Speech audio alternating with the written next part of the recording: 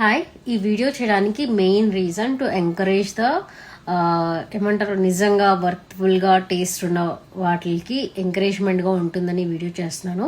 అందులో నేను యాక్చువల్లీ మా పాప బర్త్డేకి we ordered food from out side from Guntapalli kitchen. చాలా అంటే చాలా బాగున్నాయి. మీరు ఎవరైనా ట్రై చేస్తుంటే కింద కమెంట్ చేయండి. నాకైతే బాగా నచ్చాయి. ఇన్ కేస్ మీకు ఎవరికైనా చూస్తున్నారా, ఎక్కడన్నా ఎవరికైనా ఆర్డర్ చేయాలనుకొని భయపడుతూ ఉంటాం కదా కొన్నిసార్లు, ఫుడ్ ఎక్కడ బాగుంటుందో తెలియదు, ఎక్కడి నుంచి తెచ్చుకోవాలో ఏదో అని.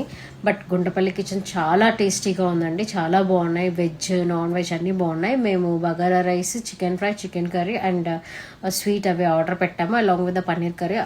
అన్నీ చాలా బాగున్నాయి. అసలు ఎంత బాగున్నాయి అంటే ఇంత బాగున్నాయి. సో ఇదైతే పెయిడ్ ప్రమోషన్ కాదు, నాకు జెన్యూన్గా నచ్చాయి, మీకు యూజ్ అవుతుంది అన్నట్టుగా షేర్ చేస్తున్నాను. It was really nice. Give it a try and I'm adding the reviews.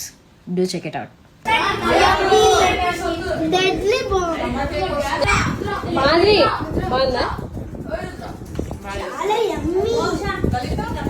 ఇలా పిల్లలు ఎలా ఉంది?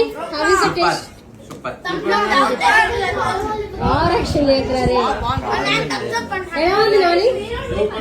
నిజంగా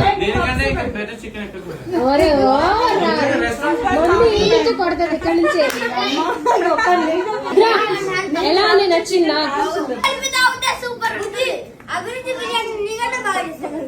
అరే ఇది నేను చెయ్యలేదురా, బయట తెప్పించా. చెప్పు. చాలా బాగుంది. అంటే మన సాఫ్ట్వేర్ వాళ్ళకి ఆ స్పైసీనెస్ అనేది కరెక్ట్ గా ఉంది, ఎక్కువ లేకుండా తక్కువ లేకుండా గట్ ఫ్రెండ్లీ ఉంది. బేసిక్